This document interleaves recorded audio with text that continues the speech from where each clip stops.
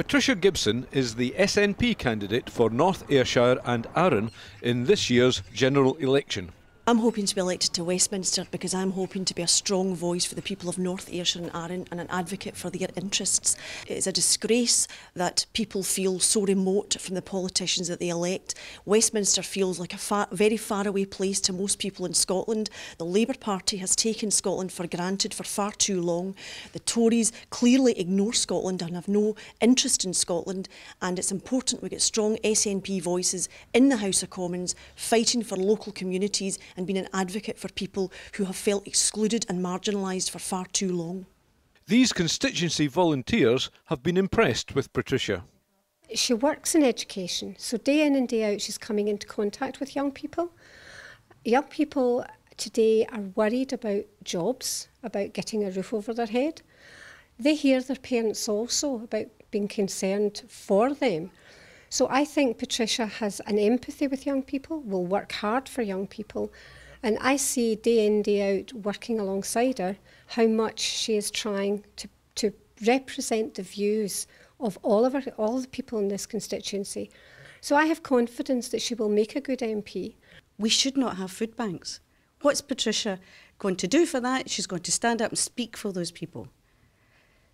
You know, our incumbent MP, and it is Katie Clark, she's not doing enough for the working people in this area, and they're suffering.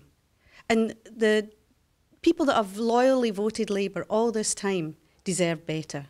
And that's why I think people should really think about Patricia and give her a chance to go down to Westminster and make a difference for this area. People in North Ayrshire and Arran are also concerned about the increasing levels of inequality in our society, which we see in our communities, in our towns, in our streets.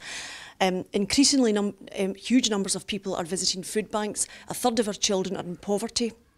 59% of people who use food banks are actually employed in work but are not receiving enough wages to put food on the table.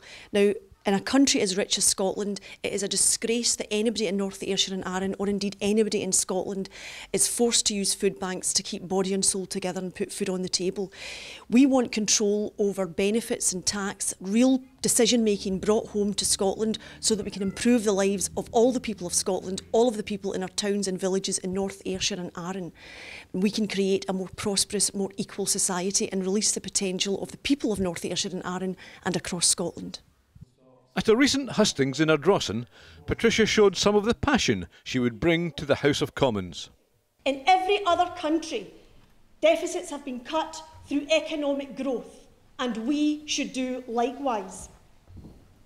Modest annual public spending increases of 0.5% would provide an additional £180 billion across the UK to invest in infrastructure, public services and sustainable employment over the next Parliament. Patricia was adamant that more powers for Scotland would make Scotland a fairer, more prosperous country. It's a bit rich for people in the Labour Party to be lecturing anybody about financial rectitude. It really does take the biscuit. But what I would say is that fiscal autonomy would give us power over taxation, and it would give us power to make decisions that affect our future. So we could invest in public services, we could invest in infrastructure, and remember, easing austerity by 0.5% would release huge resources for the Scottish economy, and we could make decisions about how we spend that. Remember, for every person in society that is excluded, that is a loss to society. That is a loss to somebody who can contribute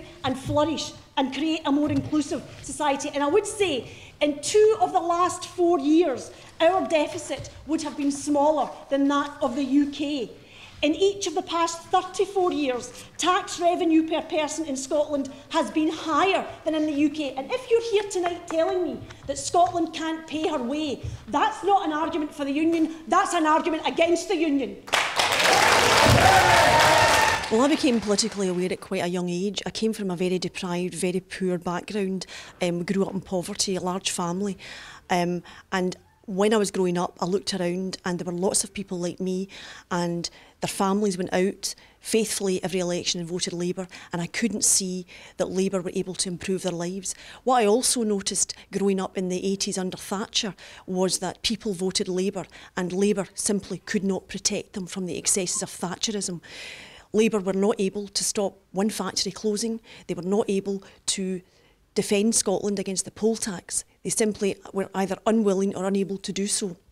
And that convinced me that people in Scotland really had to take their own decisions for themselves, and nobody was going to fight Scotland's corner like the Scottish people could. And the best vehicle for that is through the SNP, who will always, front and centre, put the people of Scotland first.